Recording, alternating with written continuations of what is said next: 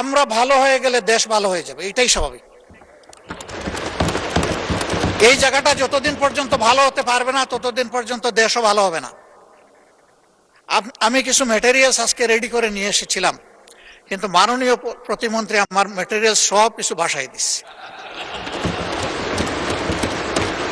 আমি আসলে কখনো এটা বলতে চাই না যে আমার গ্লাসের অর্ধেক খালি। আমি সব সময় বলতে চাই আমার গ্লাসের অর্ধেক ভরা আছে, কাজেই বাকিটাও আমাকে ভরতে হবে। আর যদি আমি খালি বলি তার মানে হচ্ছে অর্ধেক যখন খালি বাকিটাও ফেলে দে।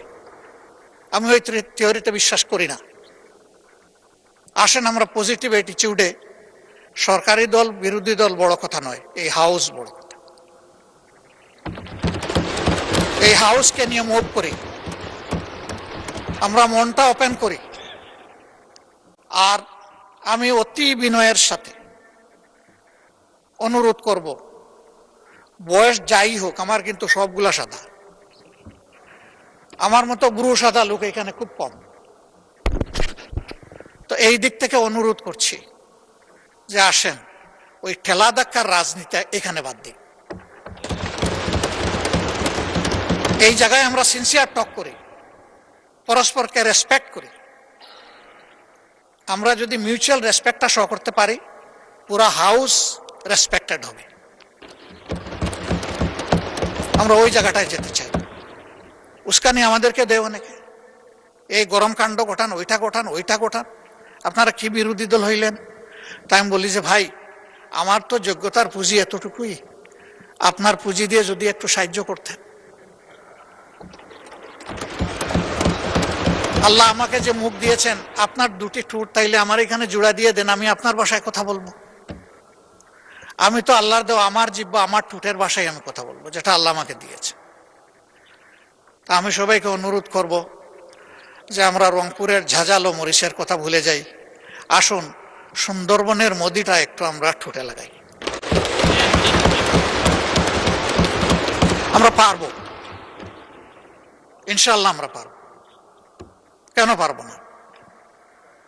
শুধু একটা গুড ইন্টেনশন লাগবে আমাদের, এই জাতিকে আমরা বিল্ড আপ করবো। আমি প্রথম দিনই বলেছিলাম যে এই চেয়ারে বসা লোকগুলো এখন ওই চেয়ারে, আবার দুই দিকের চেয়ারে বসা অনেকে এখানে নাই।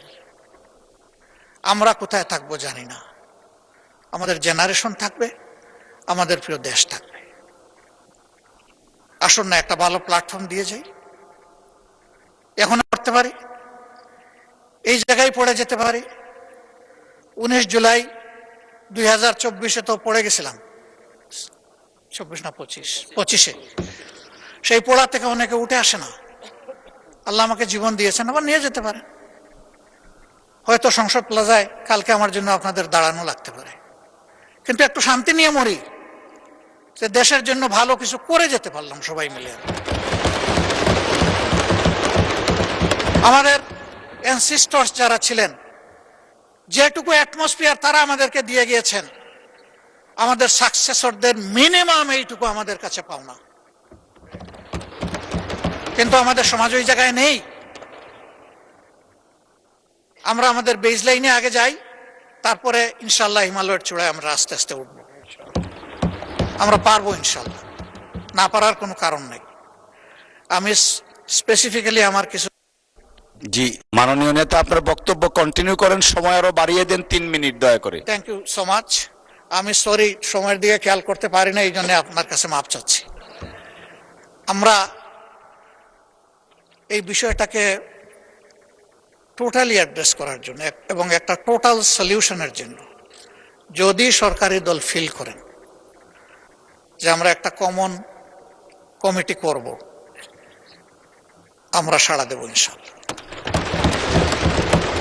আমাদের কিছু প্রপোজাল আছে, আমরা আপনাদের হাতেই তুলে দেব, কারণ এক্সিকিউশন হবে আপনাদের মাধ্যমে। আমরা শুধু পরামর্শ দিয়ে সহযোগিতা করতে পারব, বাস্তবায়নটা করতে হবে সরকারকেই। ওখান থেকে সরকার যেটুকু মনে করে নিবে, যেটা মনে করবে যে এটা প্রযোজ্য না, ফেলে দিবে, অসুবিধা নেই। সেই ওপেন হার্ট নিয়ে আমরা বসতে চাই। এরকম কোনো শর্ত নেই যে যা পরামর্শ দিব তাই মানতে হবে। যদি পরামর্শ এইরকমই হয়ে যায়, এটার পরামর্শ থাকে না, এটা ডিকটেশন হয়ে যায়। আমরা ওই ডিকটেশনও পছন্দ করব না। কিন্তু আমাদের কোনো সিনসিয়ার সাবমিশন এটা যেন ডিজোন না হয়, এইটুকু আমরা প্রত্যাশা করি, for the sake of the country and nation. সবাইকে অনেক ধন্যবাদ আমাকে বাড়তি সময় দেওয়ার জন্য। একটু ফিরত দিয়ে বিদায় নিলাম। আসসালামু আলাইকুম রহমতুল্লাহ। জি ওয়ালাইকুম আসসালাম। ধন্যবাদ মাননীয় বিরোধী দলীয় নেতা।